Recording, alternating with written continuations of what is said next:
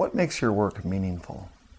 Well, I mean, I think there's different aspects of the meaning. I mean, I think if you're doing your job well as a comedian and you make other people happy or laugh or articulate something they haven't been able to articulate before, or you tell them some truth that is crystallized for them. I think that's a neat thing to do for other people. And then obviously there's a selfish aspect to it also, which is like you get to express yourself and say whatever's gnawing at your brain or that you think needs to be said, or pointing out the hypocrisy that exists elsewhere, or silly things that you think need to be made fun of. And when you get to express that, I think there's some satisfaction that you get from that personal expression.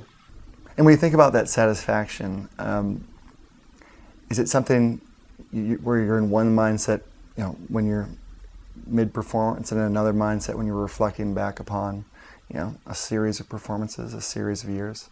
Yeah, I think when you're in the middle of performing, you're kind of lost. It's sort of that concept of flow where you're not even really knowing exactly how long things are taking or what's going on, which is, a neat state to be in. It's almost like a trance or something where you're just kind of going with the flow and riding the energy of the room. And, when you get off stage or when you're listening back to shows or thinking about, what you've done over the past few months, yeah, it's definitely a more, reflective sort of like, okay, how much material have I written? How much more time, since do I have a new 10 minutes in the past, few months that I can do on stage now? And, it's more of a analytical sort of reflecting on what you've done.